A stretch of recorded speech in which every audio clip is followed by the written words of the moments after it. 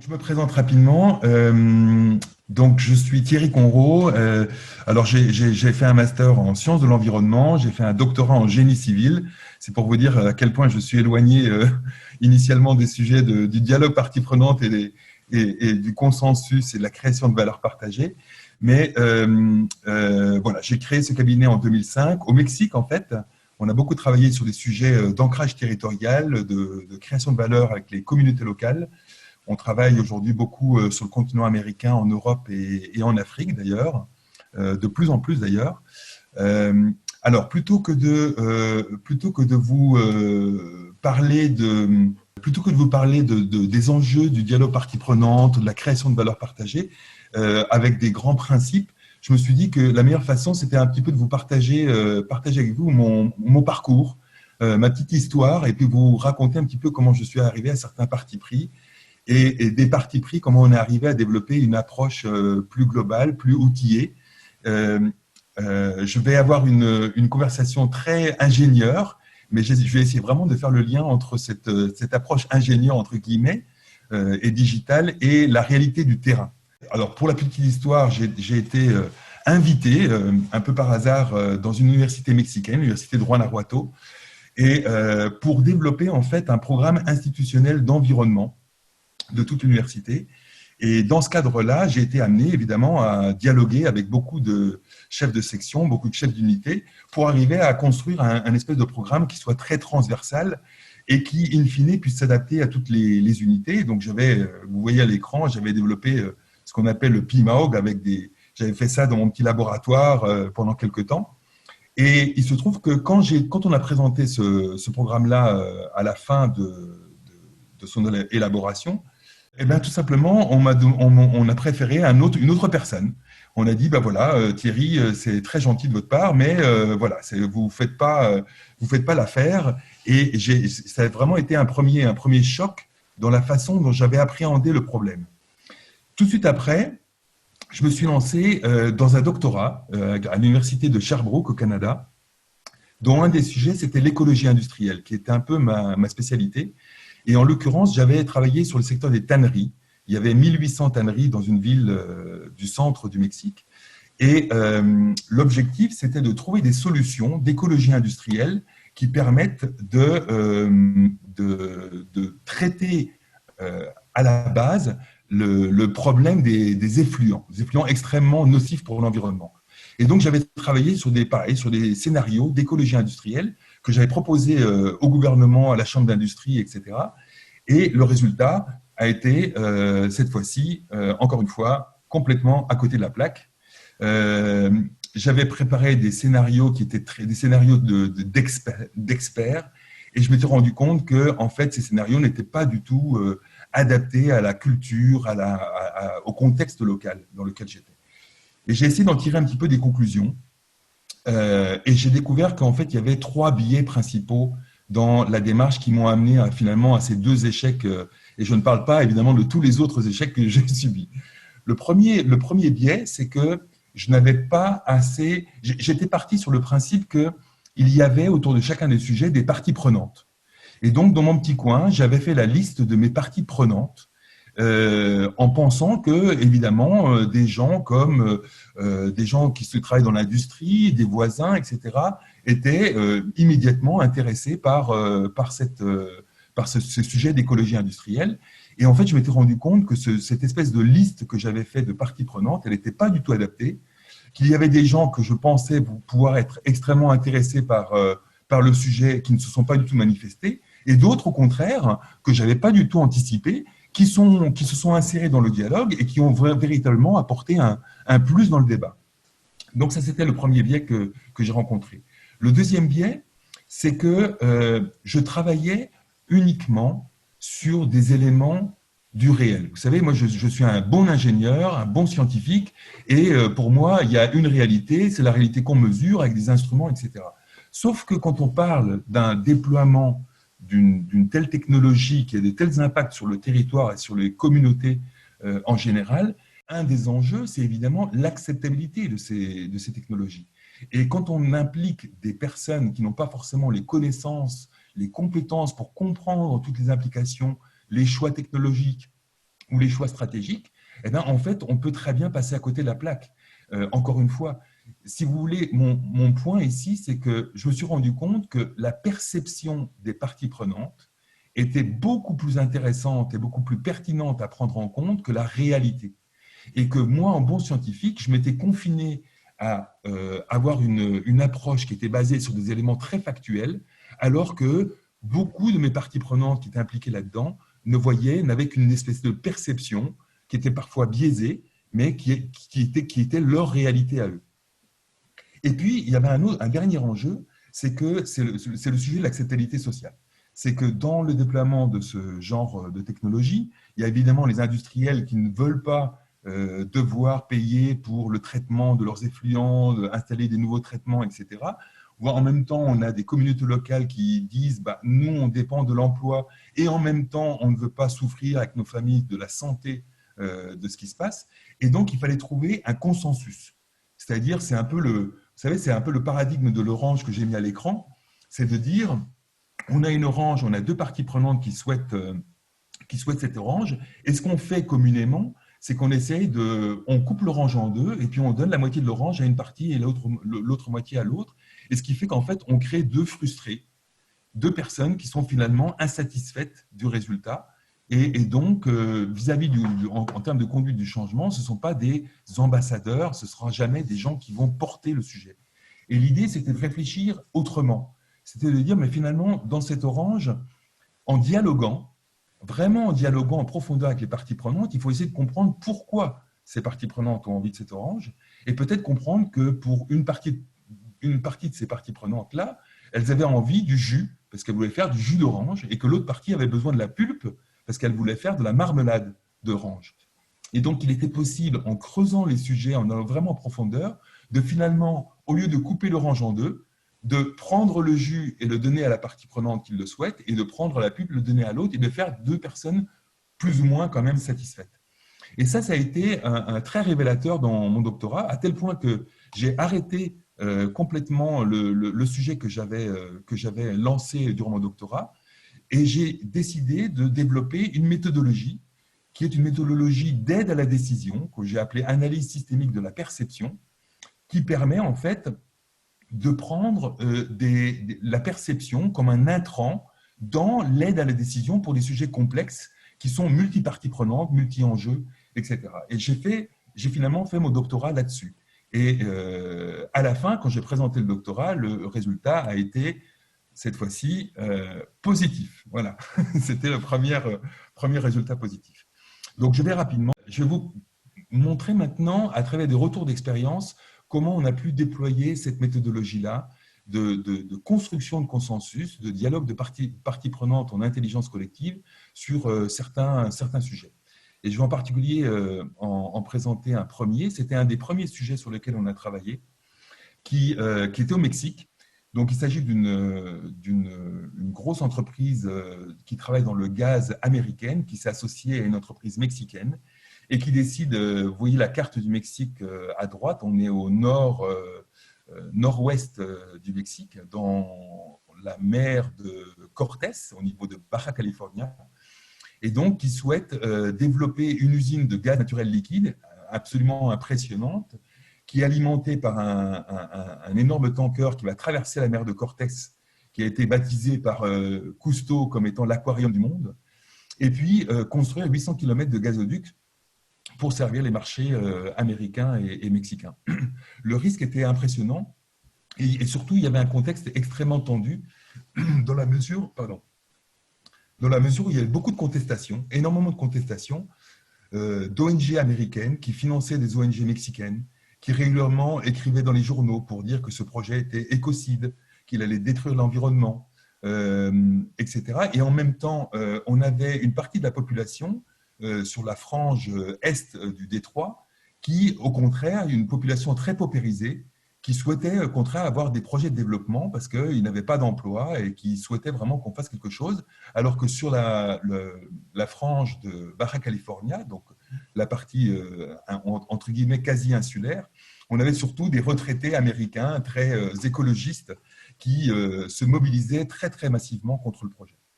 Et donc, je pense que c'est vraiment en désespoir de cause que ce client-là, qui avait envoyé des communicants, des spécialistes de la concertation, des relations publiques, et qui avaient tous échoué, le projet arrivait vraiment dans une situation de no-go, comme on dit, a fait appel à nous.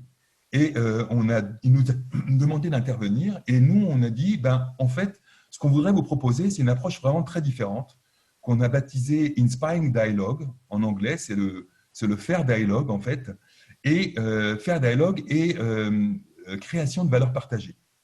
Et en fait, on s'est dit, au lieu de faire un processus un peu de conduite du changement dans lequel on annonce la nouvelle et on essaie de compenser les impacts, pourquoi ne pas réfléchir différemment et avec toutes les parties prenantes, de façon très inclusive, très transparente, très spontanée, pouvoir tous les inclure dans un dialogue en intelligence collective pour déjà présenter le projet potentiel, le projet brut, on va dire, et puis demander à toutes les parties prenantes de réfléchir sur la façon d'amener des nouvelles idées, d'amener des initiatives, toutes sortes d'idées qui peuvent créer de la valeur sur le territoire et évidemment sur les communautés locales.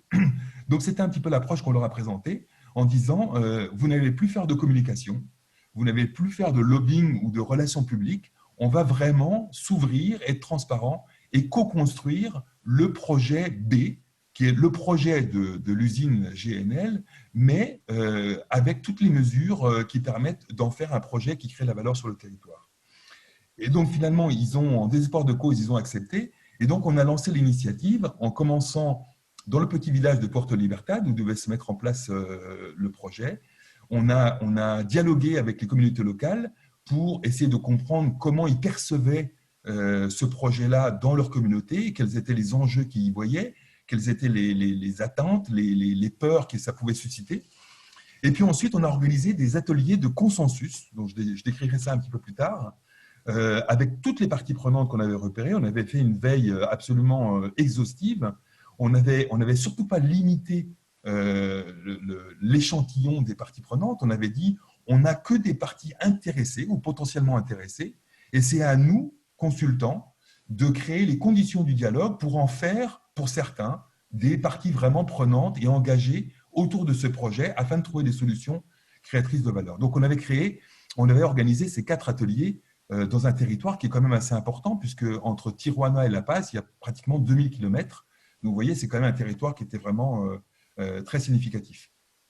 Et pour ça, pour rendre compte, si vous voulez, de cette promesse du dialogue, pour être sûr de pouvoir inclure tout le monde, on n'a pas trouvé d'autre méthode que de commencer à mobiliser des outils digitaux. Et quand on a fait le benchmark de ces outils qui existaient, qui étaient des outils de concertation, des outils de collaboration, des outils d'enquête qui sont très descendants, on s'est dit, ce n'est pas du tout ça qu'on cherche à faire. C'est vraiment des outils de dialogue en intelligence collective sur la base de la co-construction. Il fallait développer des nouvelles choses. Et on a commencé à développer des outils il y a à peu près une quinzaine d'années là-dessus. Et au fur et à mesure, on les a améliorés. Et je reviendrai là-dessus un peu après. Donc, on a proposé ça. Et dans chacun de ces ateliers de consensus qu'on faisait dans chacune de ces villes, eh bien, on suivait toujours un peu le même processus. On a appelé ça, vous voyez, on n'était vraiment pas des communicants, on appelait ça des ateliers de co-construction de consensus, d'où le nom C3 d'ailleurs. Hein. C3 consensus, et juste pour la petite anecdote, consensus, j'avais créé la boîte au Mexique, et con en espagnol, c'est con, ça se dit avec, sens, et us en anglais qui veut dire tous ensemble. Donc, consensus pour nous, c'est comment créer des scénarios, des solutions qui font du sens avec toutes les parties prenantes. Et comment on a fait ça de façon très opérationnelle? Donc, dans les ateliers de consensus, on avait évidemment envoyé toute l'information initiale en amont à toutes les parties intéressées qui souhaitaient participer à ces ateliers-là.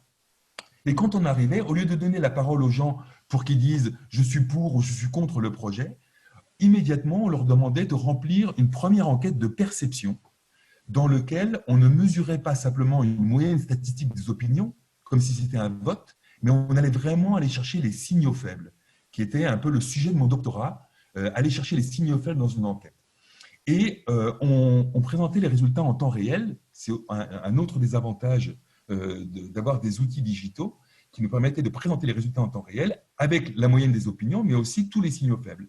Et lorsqu'il y avait des signaux faibles qui montraient des opinions divergentes, même minoritaires, eh ben, on organisait des petits ateliers par groupe, on faisait venir des experts et on demandait aux gens de proposer des solutions pour améliorer la façon dont le projet peut répondre à certains enjeux. Et ces solutions-là, qui émanaient de chacune des tables, étaient réinjectées dans les scénarios pour créer des nouveaux scénarios et on refaisait l'évaluation.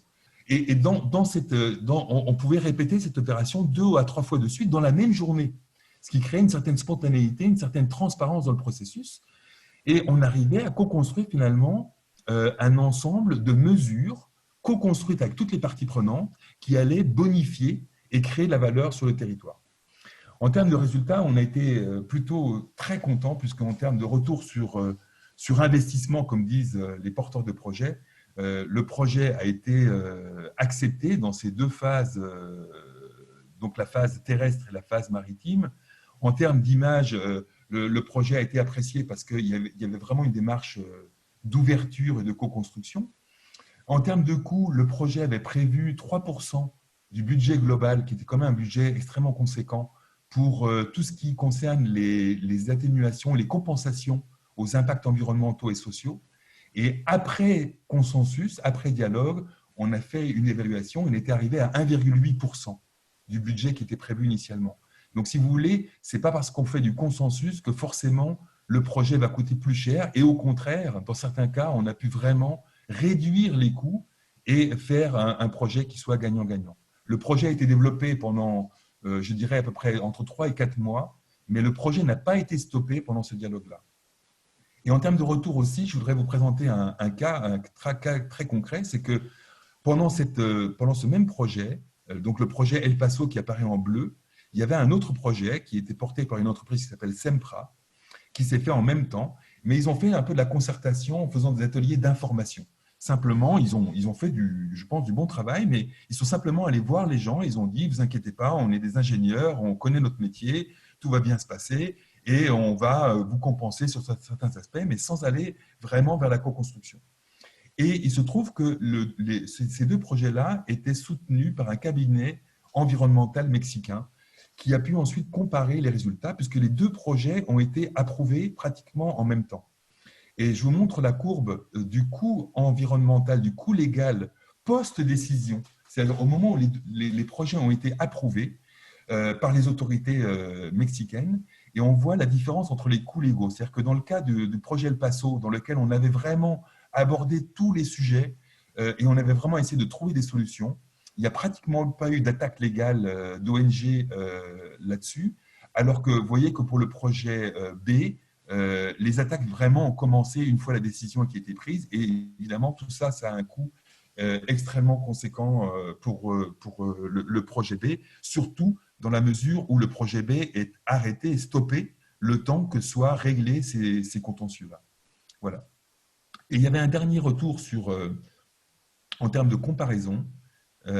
C'était en fait, le projet était très critiqué par une personne qui était une environnementaliste américaine et journaliste qui s'appelle Tali Neumann, qui écrivait pratiquement toutes les semaines dans un grand journal français et mexicain sur le projet en disant qu'il fallait se mobiliser pour l'arrêter. On avait contacté Madame Tali Neumann pour l'inviter à un atelier de consensus en lui disant « Vous n'aurez pas le droit de prendre la parole, vous êtes juste là en tant que témoin ». Elle avait observé cet atelier-là et une semaine après, elle avait publié un article dans lequel, en synthèse, elle ne disait pas que le projet était tout bisounours et tout beau, mais par contre, elle disait que on avait vraiment, les ONG avaient vraiment la possibilité de dialoguer avec le porteur du projet et de pouvoir co-construire des solutions avec elle. Et donc, c'était vraiment, il y a eu un avant et un après, si vous voulez, ce témoignage-là. Un autre retour d'expérience, cette fois-ci, on devait travailler sur des filières, encore une fois en Afrique, et il y a un grand acteur du chocolat qui s'appelle Valrhona, qui souhaite acheter et se fournir en cacao dans l'île de Madagascar. Et il se rend compte que la filière cacao est pratiquement inexistante, qu'il y a énormément de conflits d'intérêts, même, je dirais, même de violences sociétales au niveau des différents acteurs, et pas facilité non plus par beaucoup de corruption, beaucoup de violence, encore une fois, et ils nous ont demandé d'intervenir. Et encore une fois, on est arrivé avec la même posture de dialogue, d'ouverture totale, sauf évidemment pour les sujets qui sont de l'ordre de la propriété intellectuelle ou du secret industriel, mais pour tous les autres sujets, l'idée c'est de dire il n'y a pas de projet final, on va déjà partager un diagnostic, on va vous donner les moyens de dialoguer, de contribuer et que vous soyez assuré que votre parole sera écoutée et prise en compte. Et puis ensuite, on a organisé un événement durant 3 jours avec toutes les parties prenantes, depuis les producteurs de cacao, les gens de la logistique, les industriels, etc., les autorités gouvernementales. Et on a co-construit finalement en 3 jours un squelette d'une filière cacao responsable à Madagascar, qui était tout à fait opérationnelle, qui aujourd'hui est déclinée. Et là encore, je peux témoigner du fait que l'outil digital permet vraiment de rendre compte de cette promesse du dialogue de création de valeur. Parce que sans l'outil digital, il est impossible, on se retrouve systématiquement dans des situations de négociation entre petits groupes et on n'arrive pas à créer un intérêt général, à trouver des solutions qui remplissent un intérêt général. Et il est extrêmement important de le valoriser. Un troisième, peut-être, un troisième élément, troisième retour d'expérience, cette fois-ci en France. Je sais qu'on a un public très africain, mais en France, on dit toujours que les Français sont des gens très récalcitrants, qui ne sont pas du tout dans le dialogue, certains disent que ce sont des têteux, donc qui sont très compliqués à mobiliser. Et on avait décidé de développer une démarche bénévole dans lequel on s'est dit on a envie de contribuer à la dynamique des territoires, en l'occurrence les Hauts-de-France, et de favoriser l'émergence de start-up qui créent de l'emploi, qui soient basées sur une attente du territoire et qui tiennent compte des atouts du territoire. On a commencé à faire des petits ateliers le soir dans des cafés avec 2-3 personnes et on s'est retrouvé 6 mois plus tard à devoir louer le vélodrome de Roubaix qu'on voit dans l'image du bas, avec plus de 800 personnes qui sont venues et qui ont construit à travers des hackathons, des ateliers, qui ont construit et pitché leur start-up de création d'emplois durables, responsables, non délocalisables. Et aujourd'hui, on incube 20-25 start-up aujourd'hui sur le territoire. Je dirais simplement que si je devais synthétiser un petit peu mon intervention, alors évidemment, je ne perds pas de vue que le sujet, c'est créer de la valeur pour les communautés locales. Je pense que pour créer de la valeur sur les communautés locales, il faut déjà rétablir un certain dialogue. Et le dialogue, c'est une posture. Et dans la posture, il y a vraiment le besoin pour les porteurs de projets, à un moment donné, de lâcher prise. C'est-à-dire de dire, plutôt que d'essayer de passer en force, plutôt que d'essayer de penser qu'ils ont la vérité et que les parties prenantes, ce sont des ignorants qui ne connaissent rien aux enjeux industriels, il y a vraiment une opportunité fantastique à créer de la valeur à condition que la posture change. D'ailleurs, de chaque côté. Il faut aussi que des côtés des parties prenantes, il y a un certain lâcher-prise en disant on peut, dans certaines conditions, vraiment entamer une posture de dialogue avec les industriels là. Le deuxième sujet, c'est il faut évidemment penser que le dialogue ou l'intelligence collective, ce n'est pas du tout quelque chose qu'on fait, qui est désorganisé, quelque chose qui est un peu UKD, on se prend une bière, on discute, etc. L'intelligence collective, c'est un processus qui est extrêmement rigoureux, peut-être plus rigoureux que tout autre projet, qui doit mettre en place des postures, garantir le respect de la bienveillance, de la transparence. Enfin, c'est toute une organisation et donc c'est un vrai travail et un vrai nouveau métier. Et puis, un autre sujet, c'est qu'il faut être ouvert. C'est-à-dire ne pas partir sur des a priori comme voilà, j'ai un certain nombre de parties prenantes avec lesquelles je veux discuter, pas d'autres. Au contraire, il faut dire, voilà, il y a des parties intéressées, j'ouvre le dialogue avec une proposition de valeur. Qui, parmi ces parties intéressées, souhaite rentrer, devenir prenante et s'engager.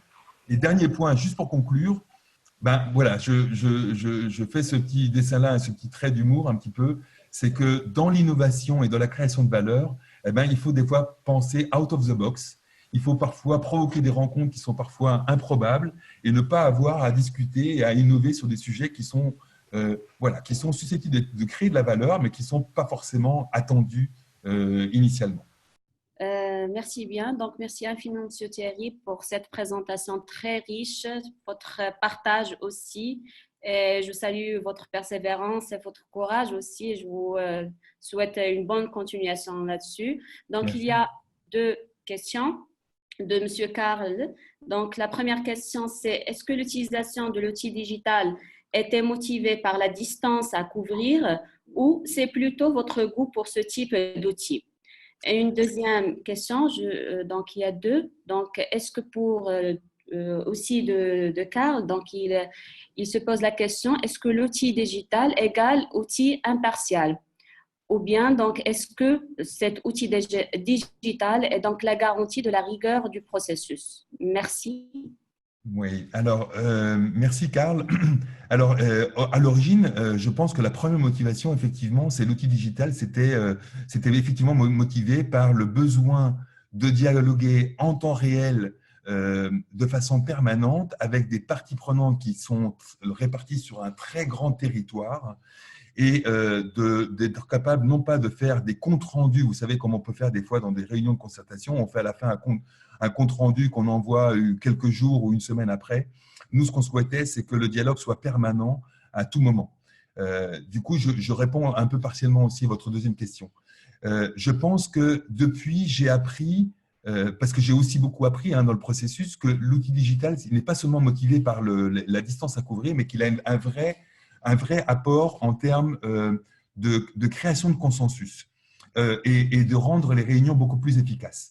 Une réunion classique de parties prenantes, évidemment, les parties prenantes ont le souhait de prendre la parole, lèvent la main et surtout si elles ont une perception très négative du projet, d'accaparer la parole et d'essayer d'influencer sur l'ensemble des parties prenantes. L'outil digital permet, par exemple, en amont d'une réunion présentielle, de faire un état des lieux des perceptions qui fait que lorsque l'on rentre dans la réunion, plutôt que de parler des litiges, etc., de travailler sur les sujets qui sont intéressants, les sujets émergents, et non pas de travailler sur je suis pour ou contre le projet, mais d'essayer de traiter les enjeux directement qui sont liés au projet. Notre rôle à nous, ce n'est pas de faire voter les parties prenantes en faveur d'un projet. Notre rôle à nous, c'est de co-construire les conditions d'acceptabilité d'un projet, à condition, encore une fois, qu'elle crée de la valeur pour les communautés locales.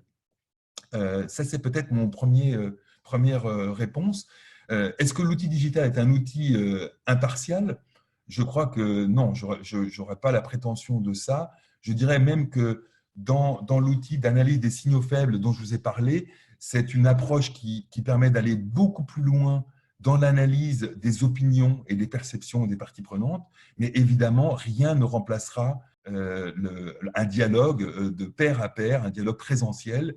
Mais souvent aussi, il y a une incompatibilité entre la réalité industrielle d'un projet. Idéalement, il faudrait qu'on fasse une étude anthropologique, sociologique, économique sur des territoires qui peuvent durer des années. Et ça, évidemment, ce n'est pas très compatible avec une réalité industrielle. Donc, disons qu'on fait de notre mieux, en toute humilité, pour dire, voilà, on ne fait pas du vote, on va même intégrer tous les signaux faibles autour d'un projet pour bien prendre en compte toutes les attentes, même si elles sont minoritaires, mais on essaie de faire un effort dans ce sens, mais un outil complètement impartial, non. Voilà. Merci beaucoup, Monsieur Terry. Donc, il y a une question aussi. Que recommandez-vous pour assurer une participation équitable des personnes vulnérables? Merci. Alors, moi, je dis toujours que mon travail, c'est un peu comme celui de Voltaire.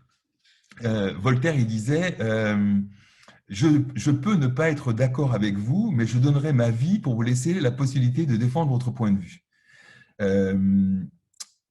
Alors, la participation équitable. Nous, un de nos partis pris forts, c'est de dire le concept de partie prenante n'existe pas. Voilà, c'est une vue de l'esprit, ça n'existe pas. Il n'y a que des parties potentiellement intéressées qui peuvent se révéler prenantes en fonction de la qualité du dialogue qu'on leur offre et de la possibilité pour eux de contribuer à trouver des solutions aux enjeux à travers des mesures de création de valeur.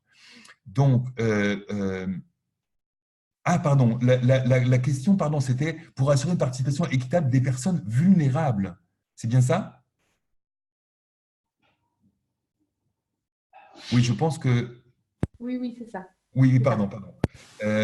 Alors, évidemment, il y a quand je pense à les personnes vulnérables, c'est des personnes qui n'ont pas la possibilité de se déplacer, qui n'ont pas la possibilité peut-être d'utiliser des outils digitaux. Ça nous arrive très fréquemment. Et évidemment que c'est pour ça que nous, on parle d'approche ou de solution globale de dialogue et de consensus plutôt que d'approche purement digitale. Le digital est uniquement un moyen et on le mobilise quand c'est pertinent.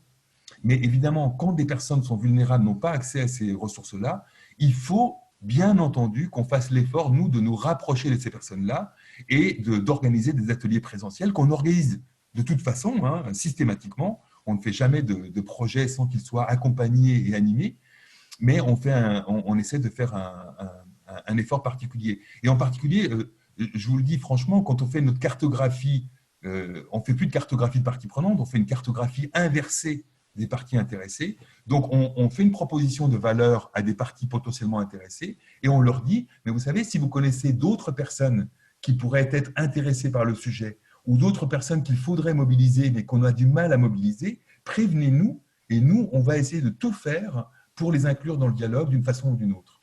Parfait. Donc, vous prenez même en considération leur niveau d'études. Donc, s'ils ont des niveaux d'études moins élevés, donc des personnes qui ne parlent pas que la langue officielle ou bien des migrants. Vous avez dit que le concept de partie prenante n'existe. Que voulez-vous dire par ça? Oui, je vais peut-être juste répondre à la première question très rapidement. Je vais vous donner un exemple. On travaillait avec Engie, c'est un acteur énergétique français important, sur un projet au Cameroun. Et il y avait une population Bagueli qui existait, qui était très vulnérable. Et évidemment, on allait les voir, ils vivaient plutôt en bordure de forêt. Et c'était des gens qui ne parlaient pas la langue officielle. Et évidemment, qui n'avaient aucun accès à des outils digitaux et qui s'en foutaient pas mal, je dois dire. Ils avaient d'autres qualités. On a fait ces ateliers tout simplement avec un traducteur qui était un traducteur Bagueli, qui traduisait, et on a utilisé, on posait des questions et on avait dessiné sur le sol un visage souriant sur le haut, un visage qui pleure sur le bas, et on demandait à ces populations locales de nous répondre de leur satisfaction en mettant une pierre plus ou moins vers le haut, plus ou moins vers le bas. Donc, vous voyez, il faut vraiment s'adapter à tout. Sur le concept de partie prenante, oui, parce que en fait, c'est l'expérience qui m'a dit ça. Hein. Moi, j'ai passé beaucoup de temps au début de ma carrière, quand j'accompagnais des projets, à dire, je vais vous faire votre liste de parties prenantes. Et systématiquement, j'arrivais avec des listes, un listing comme un annuaire, avec des gens dont j'essayais de mesurer l'importance, l'influence, des fois même la capacité de nuisance, sur la base d'éléments qui n'étaient pas très solides. Et je me rendais compte qu'en fait, ces outils-là, je ne les utilisais jamais et qu'ils étaient biaisés. Et donc, je me suis dit, il faut réfléchir autrement, finalement. Et qu'est-ce qu'il faut faire? Si on est dans le dialogue, l'intérêt, c'est de faire participer dans le dialogue toute personne intéressée. C'est bien la définition de Brundtland, de dire un stakeholder, c'est toute personne qui peut être intéressée, affectée par un projet d'envergure. Et donc, l'idée, c'est de dire, je suis un porteur de projet, j'ai une proposition de valeur, je suis un bon ingénieur, j'ai une proposition de valeur, et je m'ouvre à toutes les parties intéressées et à toutes celles qui souhaitent collaborer, et je regarde parmi celles-ci, celles qui souhaitent s'engager et qui deviennent, au fur et à mesure de la création de valeur et du dialogue, des parties prenantes. Mais il n'y a pas de parties prenantes a priori.